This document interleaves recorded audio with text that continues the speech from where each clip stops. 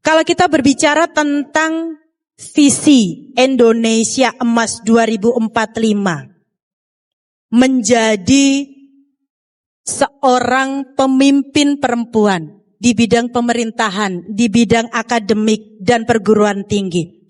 Nah, saya ingin tanya ini, kira-kira apa yang sudah dilakukan atau apa yang Ibu tunjukkan berdua dalam mengantar visi atau ruang inklusif? Pemimpinan itu menjadi penting ketika kita itu paham. Sebetulnya dalam masyarakat kita itu kan tidak, levelnya nggak sama. Apalagi masyarakat Indonesia itu berjenjang. Ada yang kaya, ada yang miskin, ada yang laki-laki perempuan, ada yang usianya beda-beda gitu ya. Jadi leadership membutuhkan pemimpin saya kira yang memiliki posisionalitas yang jelas terhadap diversitas masyarakat kita. Kita nggak bisa hanya memiliki satu kebijakan yang itu hanya privilege kepada kelompok tertentu. Kita harus memiliki visi dan misi yang memberikan inklusivitas seperti tadi sudah disampaikan oleh Bu Iva ya. Nah, yang sudah kami lakukan di perguruan tinggi di UGM dengan Bu Rektor bersama Bu Rektor, begitu pertama kali menjadi rektor dan wakil rektor itu betul-betul Renstra 2022-2027 itu kami terapkan. Kami membangun Renstra itu dengan visi yang sangat jelas. Pilar kelima adalah menjadikan perguruan tinggi ini adalah perguruan tinggi yang inklusif dan bertanggung jawab secara sosial. Dan semua kebijakan bersandar pada hal tersebut. Antara lain apa? Inklusivitas. UGM ini adalah salah satu pionir di dalam peraturan mengenai kekerasan seksual. Sebelum peraturan dikti muncul, UGM sudah memiliki peraturan mengenai pencegahan dan penanganan kekerasan seksual. Nah, itu kemudian kita terapkan. Yang kedua adalah inklusivitas dalam hal terkait dengan persoalan disabilitas. Kita juga mulai ini sejak 2 tahun ini menggerakkan satu kampus yang inklusif, terutama terhadap teman-teman disabilitas, sehingga kami memiliki unit layanan disabilitas. Kemudian yang ketiga, kita tahu bahwa yang namanya mahasiswa UGM, kita nggak pingin yang menjadi mahasiswa UGM ini hanya orang Jawa saja. Orang Jawa itu sudah 80% lebih. Maka kita ingin mengubah profilnya. Kita ingin mahasiswa UGM ini berasal dari seluruh Indonesia, dari remote area, sehingga kami memiliki afirmasi. Afirmasinya tidak hanya yang KIK dari negara, tapi UGM memiliki afirmasi Untas Gajah Mada, yang itu diberikan kepada calon mahasiswa yang berasal dari remote area, agar mereka bisa masuk memiliki kesempatan yang sama dibandingkan dengan mahasiswa-mahasiswa dari tempat-tempat yang lebih privilege secara struktur pendidikan. Mungkin itu Mbak Iva. Terima kasih. Siap Bu Bening. Inklusivitas dalam sektor pendidikan. Nah, kalau di dalam pemerintahan daerah Ibu Sherly, apa yang sudah terjadi nih di pemerintahan daerah berkaitan dengan inklusivitas ini? Terima kasih. Bagi saya, kepemimpinan saat ini bukan tentang kepemimpinan yang siapa suaranya paling kenceng terdengar, tetapi bagaimana kita bisa mendengar. Jadi bukan tentang command and control leadership, tapi lebih kepada connect and care. Jadi yang sudah dilakukan selama saya berkampanye kemarin, saya melihat mendengar semua kebutuhan masyarakat. Ketika saya dilantik menjadi gubernur, 100 hari pertama yang saya lakukan adalah menggratiskan uang komite yang tadi sudah dijelaskan. Itu adalah hasil dari mendengar keluhan ibu-ibu. Dan kemudian menggratiskan BPJS Kesehatan, karena itu juga keluhan dari masyarakat. Kemudian membangun, kalau kelihatan mungkin di sosmed saya memperbaiki rumah-rumah warga, itu pun mendengar dari kebutuhan mereka di lapangan, melihat langsung bahwa kehidupan mereka masih jauh dari kata layak, sehingga merenovasi rumah tidak layak huni itu menjadi suatu kebutuhan dasar. Kemudian tadi yang sudah dikatakan juga dari perwakilan Komdigi, bagaimana saya mendengar kebutuhan mereka atas infrastruktur, jalan jembatan yang rusak, lewat sosmed. Saya mendengar sehingga semua kebijakan yang saya ambil sebagai pemimpin Maluku Utara itu tepat sasaran. Mungkin kalau ada juga yang melihat lagi viral belakangan ini ada anak-anak sekolah. Di daerah kita ada pulau namanya Pulau Obi, mereka tuh menyeberang. Nah, dengan adanya sosmed seperti itu, saya mendengar, melihat, saya kirim tim survei ke sana. Ternyata kita butuh jembatan 70 meter, ngecek anggaran, kita bisa mengambil, bisa memanfaat anggaran, langsung mengambil keputusan yang tepat sasaran, yang menyelesaikan masalah masyarakat secepat mungkin. Jadi bagi saya kepemimpinan itu adalah tentang bagaimana kita mendengar, menyelesaikan masalah sehingga kita mendapatkan kepercayaan dari mereka yang kita pimpin. Terima kasih. Oke, ini luar biasa quotes hari ini. Menjadi pemimpin itu bukan siapa yang paling kencang bersuara, tetapi siapa yang paling banyak mendengar. Nah, ini menjadi satu hal yang menarik menjadi catatan saya. Nah, Ibu, lalu kemudian kalau menurut Bu Sherly dan Bu Wening, nilai atau karakter keperempuanan yang mana sebenarnya yang paling berpengaruh untuk menuju pada sisi-sisi itu? Bu Sherly mungkin. Bagi saya mungkin kepemimpinan perempuan itu empathic leadership. Jadi tadi saya lihat juga sudah dipaparkan bahwa salah satu kelebihan dari kepemimpinan perempuan itu karena memiliki empati. Karena kita memiliki empati, kita mendengar dengan benar-benar mendengar. Dan kemudian dengan empati itu kita mengambilkan keputusan yang tepat. Dan empati itu kadang sering disalahartikan bahwa itu kelemahan. Bagi saya empati itu bukan tentang kelemahan. Dan kita sebagai perempuan pun dalam kepemimpinan sebagai perempuan bukan untuk menggantikan kepemimpinan pria, tapi kita di sini untuk melengkapi, untuk menjaga keseimbangan. Kita memberikan cara pandang dari perspektif yang berbeda, tetapi dibutuhkan dalam bagaimana negara ini mengambil keputusan dan bertindak. Jadi menurut saya ciri khas dari kepemimpinan perempuan adalah empati, dan empati itu akan menghasilkan banyak kebijakan dari hati nurani. Dan salah satu kuncinya adalah komitmen dari hal-hal kecil sehingga kemudian bisa menghasilkan trust, karena kekuatan terbesar itu ada di trust. Terima kasih. Oke, terima kasih Ibu. Empati. Kalau bahasa Jawa kita mengenal istilah greteh kalau perempuan, lebih teliti, lebih detail gitu. Bu Ning, silakan Bu Ning. Ya, mungkin kalau saya melihatnya bahwa sebetulnya laki-laki dan perempuan kan punya potensi yang sama. Laki-laki juga banyak yang punya empati. Perempuan, mengapa kemudian kita melihat bahwa ada aspek-aspek empati dari perempuan? Itu sebetulnya bukan karena perempuannya, tetapi karena ekosistemnya, karena lingkungannya, karena experience dia sejak kecil. Jadi experience perempuan sejak kecil, mengapa tadi dikatakan greteh ya? Bangun tidur, melakukan macam-macam. Mungkin kalau bapak-bapak bangun tidur udah mandi, ya. Coba kita lihat Ibu Budi ya. Ini Bapak Budi, Budi ngapain? Ya Budi main layang-layang. Ibu ngapain? Ibu masak di dapur. Bapak ngapain? Bapak baca koran sambil minum kopi. Nah, ini adalah ekosistemnya yang dibangun. Sehingga mengapa kemudian perempuan itu tampak menjadi lebih empati, lebih memiliki aspek yang detail. Itu karena dia melakukan yang kita sebut kalau akademik itu adalah politics of performativity. Dia mengulang-ulang tiap hari sesuatu secara detail sehingga kemudian dia membentuk dia menjadi seperti itu. Nah, ini mungkin banyak juga laki-laki yang seperti itu.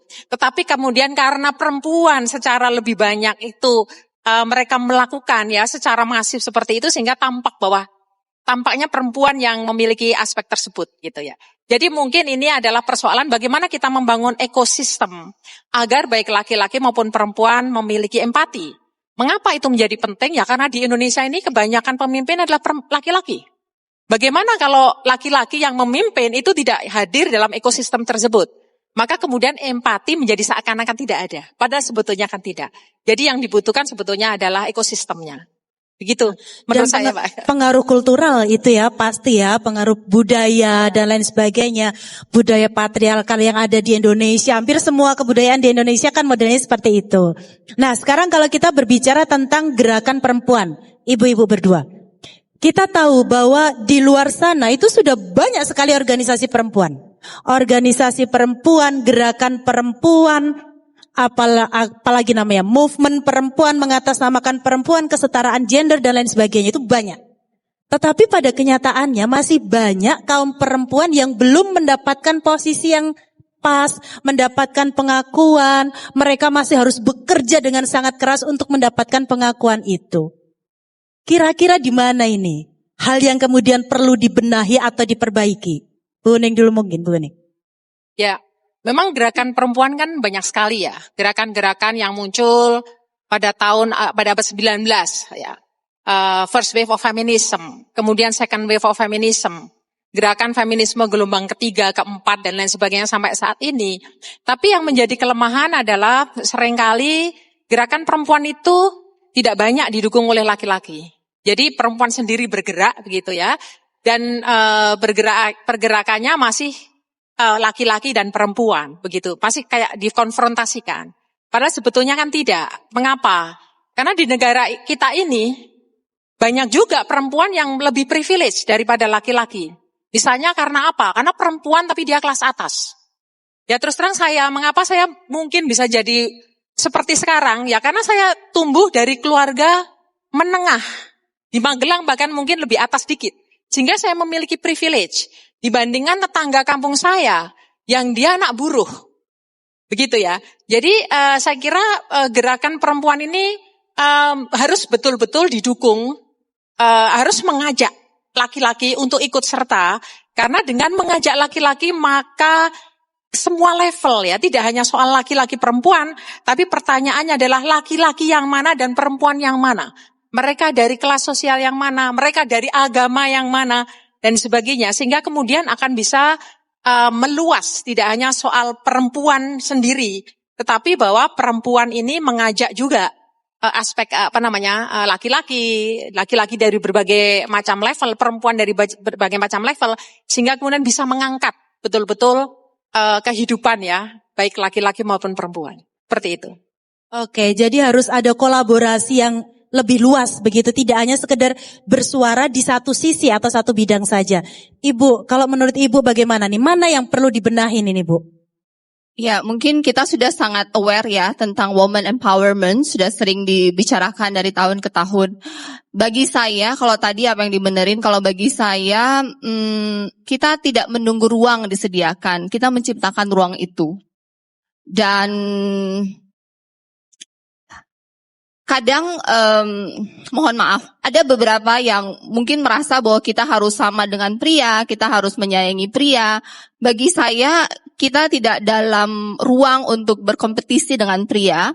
Ketika kita dalam ruangan yang sama, kita tidak dalam berkompetisi tujuan untuk mendominasi. Tetapi perempuan itu ada untuk menerangi, untuk melengkapi, untuk memberikan keseimbangan. Dan kita tidak harus ada di posisi tertentu untuk bisa memberikan dampak atau perubahan. Kita bisa mulai dari dimanapun tempat saat ini kita berada, sebagai ibu rumah tangga, sebagai guru di sekolah, mengajar anak, mendidik anak, tempat kerja, di kelurahan, RT, ekosistem, ibu PKK. Karena sebenarnya kepemimpinan itu bukan tentang otoritas atau posisi, tapi lebih tentang inisiatif untuk mengambil langkah pertama untuk memberikan kebaikan bagi banyak orang. Ketika kita ada dalam suatu ekosistem dan kita perempuan dan kita berdampak dan kita memberikan value, memberikan kebaikan bagi orang di sekitar kita, dengan sendirinya itu ruang itu tercipta bagi kita untuk menjadi leader. Terima kasih. Jadi memang mengembangkan ekosistemnya, lalu kemudian kita menciptakan ruang itu dengan merubah cara pandang kita. Siap. Bahwa kita tidak dalam posisi berkompetisi dengan pria. Kita dalam posisi untuk melengkapi, menjaga keseimbangan, bahwa perempuan dan pria itu pada kodratnya berbeda. Kalau saya dari kecil diajarkan bahwa perempuan itu adalah penolong. Jadi memang dalam keluarga saya pun pria itu lebih diprioritaskan dalam bentuk apapun. Tetapi kita semua membawa value masing-masing yang berbeda. Tetapi value kita pastikan bahwa ketika kita dalam satu ruangan, kita itu berdampak.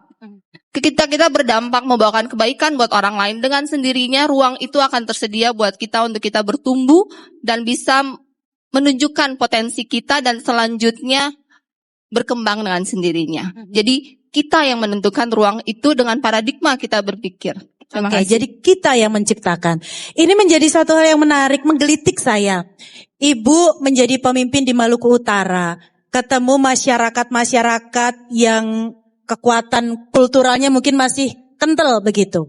Ada nggak Bu cerita-cerita lucu atau cerita-cerita yang menggelitik gitu, di mana itu berkaitan dengan posisi Ibu sebagai pemimpin perempuan di masyarakat? Di Maluku Utara itu culture-nya keras ya, mereka sangat patriarki dan biasanya sangat emosional. Saya memimpin tidak berusaha untuk menjadi pria, saya memimpin sebagai saya dengan kodrat saya sebagai wanita. Saya berbicara dengan nada saya sebagai wanita, saya merespon dengan, saya dalam memimpin Maluku Utara, saya memposisikan diri saya sebagai ibu. Jadi, kalaupun ada anak yang marah-marah datang, saya dengar. Kalaupun ada yang menuduh sebelum mau berdiskusi, saya mendengar. Sebagaimananya kita seorang ibu, ketika kita mendengar anak-anak kita dengan baik, kita memberikan solusi dengan nada yang baik, pada akhirnya mereka mendengar.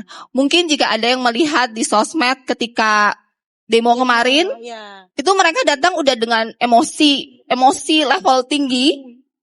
Tapi kemudian saya punya dua opsi, antara saya berpikir negatif mereka akan melempar saya ketika saya bertemu dengan mereka, atau saya berpikir bahwa mereka adalah anak-anak saya, jadi mereka tidak mungkin mencelakakan saya.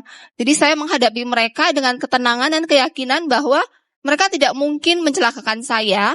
Saya mendengar, senyum, dari marah level 10 turun ke 8, ke 7, ke 5, selesai kita salaman. Selesailah demo itu kan. Jadi ya intinya kita mendengar dan sebagai pemimpin perempuan, kita tidak perlu menjadi seperti pria. Kita bisa lembut dalam ketegasan dan kita pun bisa tegas dengan lembut.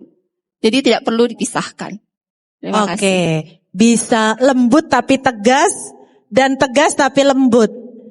Lagian kita lihat orang demo segarang apapun, kalau sudah ketemu senyumnya Bu Sherly, pasti sudah turun langsung gitu ya. Nah kalau Bu Ning, dalam aktivitas kampus ada nggak Bu hal-hal lucu atau hal yang menggelitik yang kemudian ini posisi saya sebagai pemimpin perempuan ini jadi berbeda gitu? Ada cerita Bu, silakan. Ya ada, nggak apa-apa ya ceritain. Jadi begini cerita lucunya ya. Kebetulan saya kan punya padepokan pencaksilat gitu. Dan bapak saya meninggal, kemudian saya mengambil alih dan itu practically nggak ada perlawanan. Langsung perempuan itu boleh, kalau dalam pencaksilat boleh kan. Perempuan jadi yang level tinggi itu nggak masalah gitu. Tapi di perguruan tinggi kadang challenging gitu ya. Nah waktu itu saya baru pulang dari luar negeri dan saya mendapatkan amanah untuk menempati posisi tertentu. Saya sebagai sekretaris gitu. Jadi lembaga yang cukup terhormat gitu di fakultas. Kemudian ketika rapat begitu ya, itu orang yang berbicara, terutama ada seorang yang sangat terhormat gitu, selalu mengatakan yang saya hormati ketua, para guru besar, Bapak Ibu semua gitu. Saya hitung 1 kali. Bulan berikutnya lagi ketua, para guru besar. Sampai 3 kali kok ini kok sekretaris nggak pernah disebut gitu kan. Ini apa kesalahan saya? Karena saya perempuan atau saya muda? Karena waktu itu umur saya masih sekitar 34 tahun. Maka saya datangi kantor beliau dan saya bertanya, Pak, mengapa ketika Bapak pidato itu sekretaris kok tidak pernah disebut gitu? Terus beliau mengatakan, saya tidak menyebut ya. Tidak Pak, Bapak selalu melompati. Selalu ketua, para guru besar dan Bapak Ibu dosen.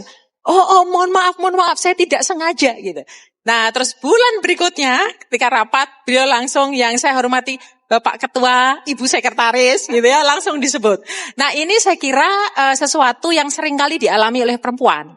Kalau dalam teori ini namanya omission pada perempuan. Nah, bukan karena seseorang ingin dikenal atau dihormati, tapi bahwa posisi dia, keberadaan dia saya kira perlu untuk direcognize. Nah, ini kadang-kadang bagi perempuan penuh dengan perjuangan. Wah, ini luar biasa ini. Jadi ternyata sedemikian menariknya, bahkan di lingkungan kampus, notabene semua akademisi, itu pun kadang-kadang muncul pembedaan. Oh perempuan, oh laki-laki. Dikirim dinas ke luar negeri, nyari yang laki aja, yang perempuan nanti repot. Nah, hal semacam itu. Oke, sebelum saya lanjutkan, saya juga akan berikan kesempatan pada audiens di sini untuk bertanya. Nah. Bertanya untuk dua penanya. Boleh nggak kalau saya minta yang laki-laki aja yang bertanya? Boleh, silakan. Boleh sebutkan nama? Sebentar. Tes. Terima kasih. Assalamualaikum warahmatullahi wabarakatuh. Nama saya Edi. Edi, oke. Saya mahasiswa DKIK Pascasarjana. Yang saya tanyakan ini terkait dengan, mohon maaf, agak sensitif, yaitu terkait dengan korupsi. Yang tentu sangat relate dengan leadership, tema yang sedang kita bahas siang hari ini. Praktik-praktik korupsi masih marak terjadi di Indonesia, meskipun para penegak hukum dan KPK telah berupaya keras melakukan pencegahan dan penindakan. Yang saya tanyakan pertama, saya ingin mendengar dari sudut pandang para perempuan,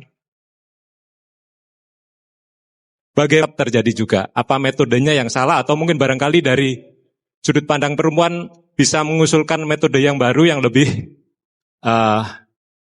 efektif begitu. Terima kasih. Wassalamualaikum warahmatullahi wabarakatuh. Waalaikumsalam. Terima kasih Pak Edi. Satu saja dulu ya. Satu dulu. Nah, ini berkaitan dengan korupsi. Bagaimana sudut pandang perempuan untuk mengatasi fenomena dan isu-isu korupsi yang ada belakangan ini. Ibu, kira-kira pendekatan apa begitu? Pak Edi.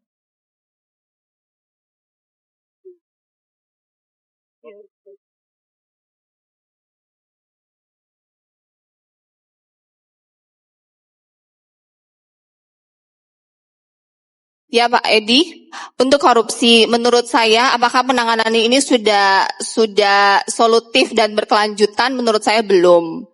Karena setelah 8 bulan saya masuk di pemerintahan, sebenarnya orang korupsi itu ada dua. Satu, udah ada motif dan memang niat. Yang kedua, tidak ada motif tapi kemudian ketidaktahuan.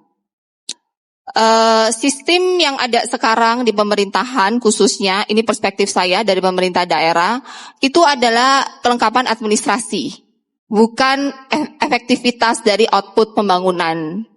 Harga termahal dari korupsi adalah ketika APBD suatu daerah tidak dimanfaatkan dengan baik sehingga peningkatan pembangunannya itu tidak optimal, tidak bisa memenuhi infrastruktur dan pelayanan dasar masyarakat.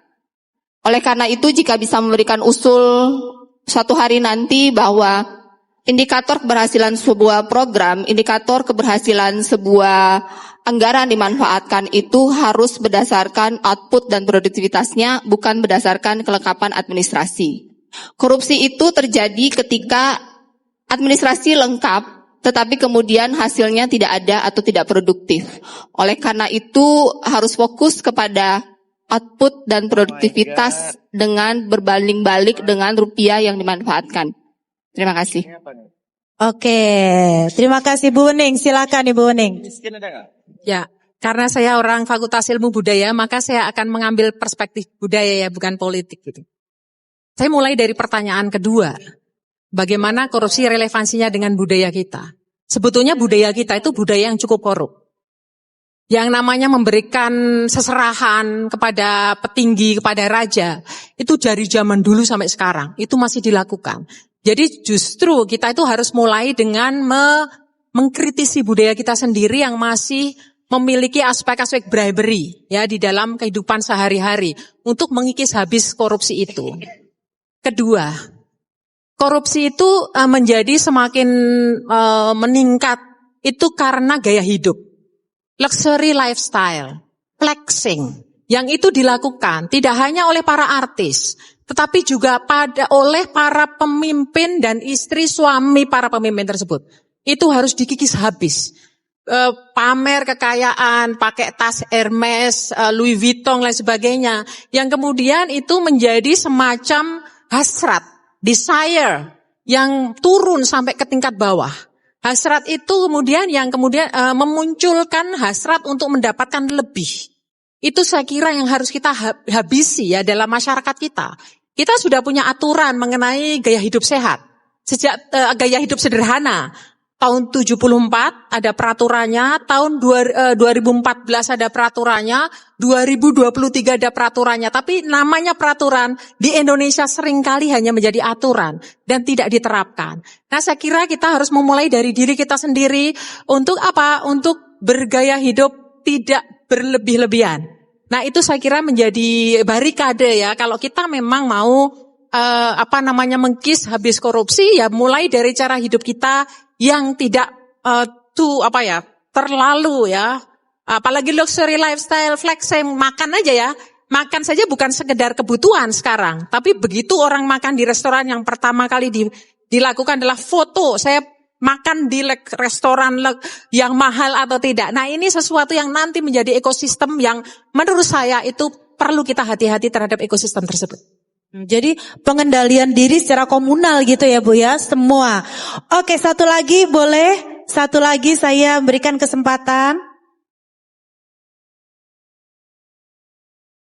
Biar adil dari laki-laki ke perempuan sekarang. Ya, terima kasih untuk kesempatan yang diberikan kepada saya.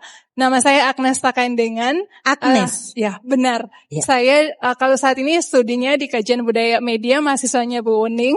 Tapi asal saya dosen swasta di Tobelo, Halmahera Utara, Provinsi Maluku Utara.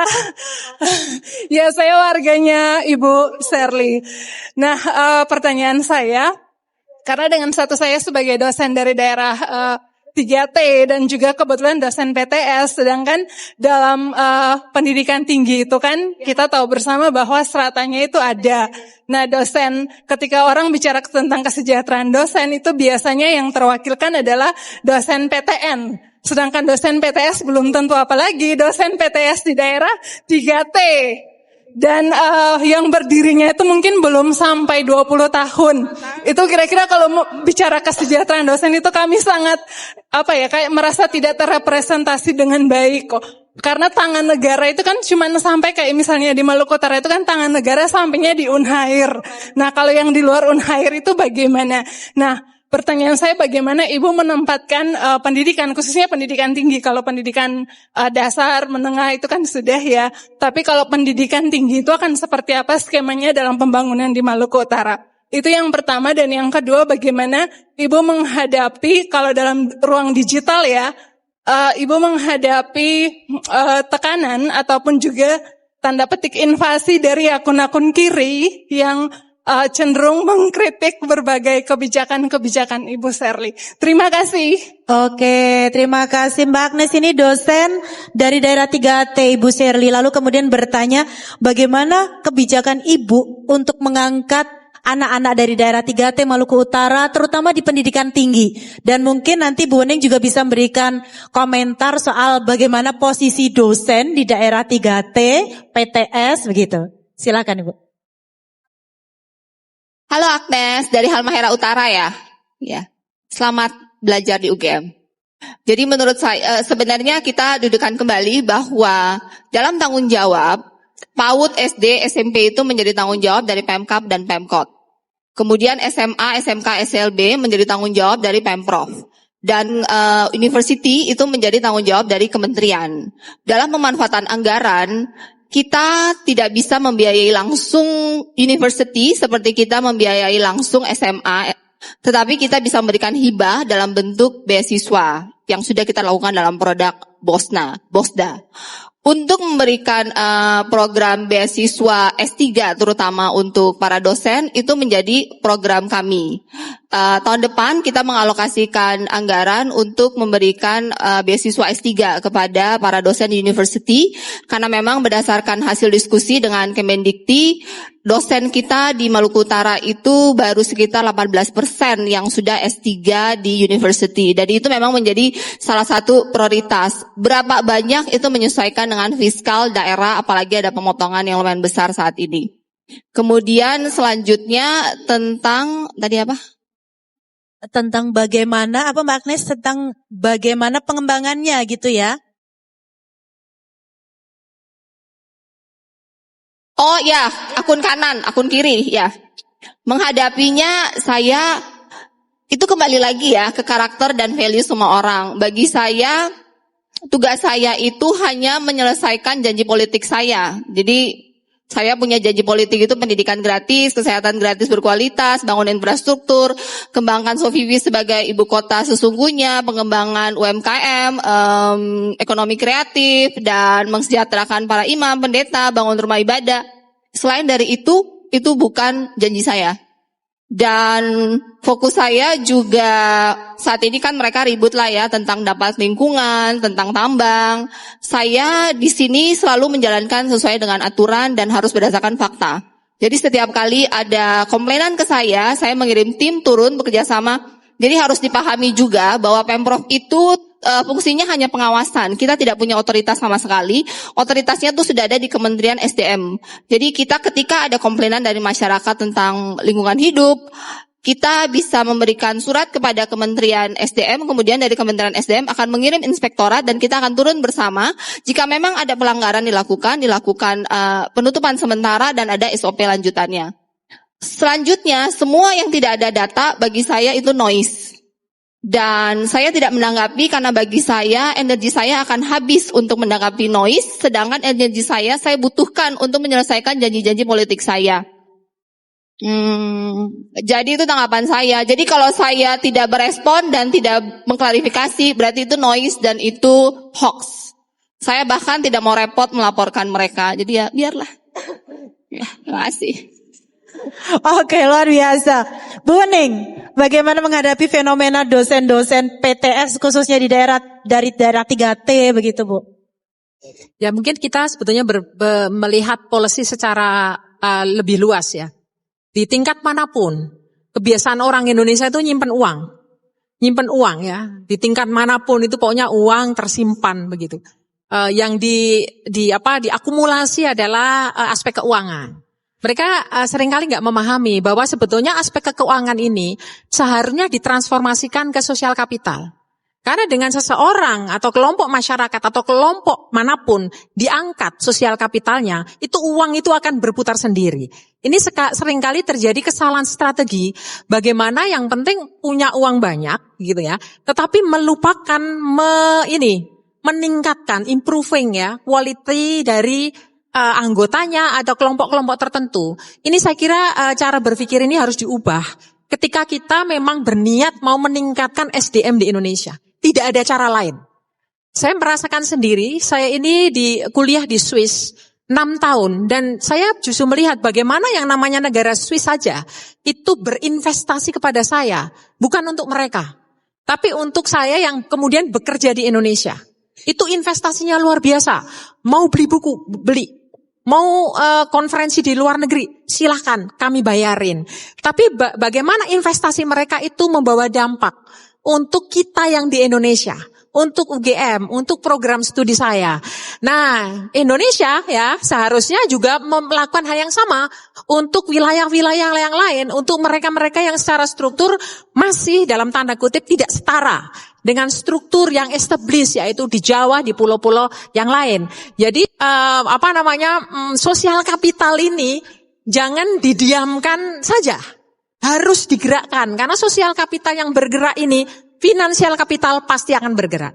Mungkin dari saya itu. Jadi yang dari swasta harusnya ya memang ditingkatkan sosial kapitalnya seperti yang lain. Karena mereka kan juga berkontribusi bagi pendidikan di Indonesia. Mungkin itu. Ya, punya dampak yang panjang terhadap pengembangan kualitas manusia di Indonesia gitu ya. Oke, terakhir Ibu, closing statement Bu Wening, Bu Shirley, terutama untuk para audiens mahasiswa-mahasiswa yang ada di sini, mungkin yang perempuan-perempuan khususnya, apa yang harus dimiliki dan apa yang harus mereka persiapkan menghadapi tantangan ke depan sebagai seorang pemimpin, entah itu di perguruan tinggi atau di pemerintah daerah. Bu Wening dulu mungkin? Ya, simpel aja sebetulnya. Hidup ini harus mulai dari diri kita dengan gagah berani. Jangan dikit-dikit apa-apa, aduh, takut gitu ya. Aduh, ragu-ragu gitu ya. Jadi kita harus mantap, kita mau apa, lakukan. Targetnya apa, jelas. Fokusnya apa, jelas. Itu tidak hanya laki-laki, perempuan juga sama. Harus melakukan dengan keyakinan yang tinggi, kedisiplinan yang tinggi, dan jangan lupa networking. Networking itu adalah kekuatan kita yang luar biasa. Dengan kita punya banyak teman, kita juga akan memberi kontribusi pada orang banyak dengan yang kita punya. Jadi saling memberi, saling meningkatkan satu sama lain, solidaritas harus dijaga. Mungkin itu. Oke, kemampuan, kapabilitas, networking. Ibu Shirley.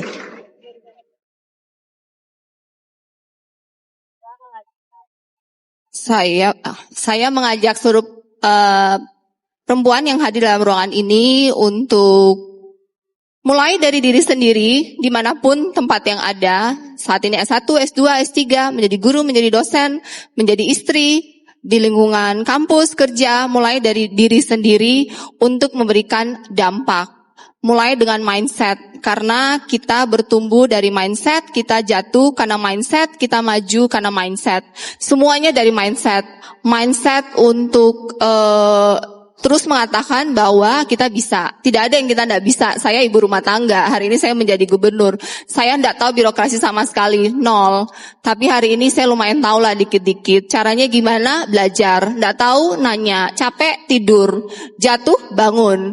Ketika orang lain bilang tidak bisa, kita katakan kepada diri kita bisa. Kita harus sering-sering berbicara dengan diri kita sendiri. Kita rewire our brain. Kita rewrite our belief system. Jangan izinkan noise masuk ke kepala kita. Once kita mengizinkan orang lain take control over our mind, then we lose control about our life. So make sure you control your mind. Upgrade. Jangan merasa bahwa yang kalian tahu hari ini adalah segalanya. No. Keep learning dari yang lebih tahu. Ketika kamu merasa bahwa kamu sudah yang paling pintar dalam ekosistemmu, maka kamu waktunya naik kelas, pindah ke ekosistem yang lain. Ketika kamu mau bertumbuh, carilah ekosistem di mana kamu merasa kamu paling bodoh di ruangan itu. Maka kamu akan belajar dari semua yang pintar di ruangan itu. Kalau udah merasa paling pintar di ruangan itu, keluar dari ruangan itu, cari lagi ruangan di mana kamu merasa paling bodoh di ruangan itu, and then you keep learning, you keep growing, upskilling. Karena zaman sekarang ini begitu banyak pendidikan gratis di luar sana, anak 17 tahun aja mungkin bisa punya ilmu yang melebihi master degree, atau 30 tahun mereka self learning. So self learning, upskilling, tidak ada yang tidak bisa. Saya contohnya, ibu rumah tangga, saya bahkan tidak bisa berkata-kata dengan bahasa yang formal ketika saya berkumpul dengan para gubernur lainnya, atau ketika saya debat kandidat, saya menggunakan bahasa ibu rumah tangga, tapi saya belajar. Saya mempelajari birokrasi, pemerintahan, politik dengan bertanya dari semua yang terbaik di bidangnya. Even kepada ChatGPT, kepada AI, saya belajar, upskilling, and control your mind, control your persepsi, and then jaga value. Karena hidup itu, semua keputusan yang kita ambil itu semua tercermin dari hati. Ketika hati kita bersih, ketika value kita benar, maka semua keputusan yang kita ambil dalam hidup itu prioritasnya benar. Ketika kita mengambil prioritas yang benar dalam hidup, maka biasanya hidupnya itu berjalan dengan lebih mulus dibandingkan dengan prioritas itu salah. And ketika sudah sibuk, ambil waktu, me time, and berpikir, kita mau kemana? Apakah kita sanggup membayar harga untuk ke sana? Apakah memang benar kita mau ke sana? Apakah kalian mau membayar harga untuk ke sana? Jadi selalu kalibrasi kembali lagi, ingat mau kemana dan untuk apa. Motivasi dan value dalam hidup itu sangat penting. Kita tidak compete dengan orang kanan kiri kita tidak compete dengan orang tua kita compete with diri kita sendiri untuk menjadi lebih baik setiap hari. Terima kasih. Oke, luar biasa, tepuk tangan yang meriah untuk talk show siang hari ini yang sungguh sangat insightful. Kata kuncinya adalah semua saja yang ada dalam ruangan ini, kalau mau sukses, afirmasi positif. Terus berani, jangan pernah takut. Saya tertarik tadi dengan yang disampaikan Bu Shirley. Kalau kita berada dalam satu ruangan dan kita sudah merasa pinter, pindah ke ruangan lain, di mana kita kemudian merasa bodoh. Karena dengan itu kita belajar. Jangan kemudian terbuai dengan zona nyaman saja ya Bu ya. Jadi begitu kita keluar dari zona nyaman, pasti akan ada effortnya. Harus bekerja keras. Tetapi kalau zona baru itu sudah menjadi zona nyaman bagi kita, berarti kita sudah upgrade. Sungguh sangat luar biasa, insightful, memberikan pencerahan yang sangat luar biasa dengan dua narasumber yang luar biasa juga. Ada Prof. Ening, Bu Shirley, dua pemimpin yang menjadi representasi pemimpin masa depan Indonesia. Dan saya yakin teman-teman yang ada di sini suatu saat nanti juga akan duduk di kursi ini memberikan inspirasi yang sangat luar biasa sebagai seorang pemimpin yang memberikan pencerahan, memberikan hal baik untuk teman-teman semuanya. Terima kasih Bu Shirley, terima kasih Bu Ening, terima kasih semuanya yang sudah hadir dan partisipasinya yang sangat luar biasa. Saya kembalikan pada pembawa acara yang sungguh sangat luar biasa juga. Selamat siang, assalamualaikum, salam sejahtera.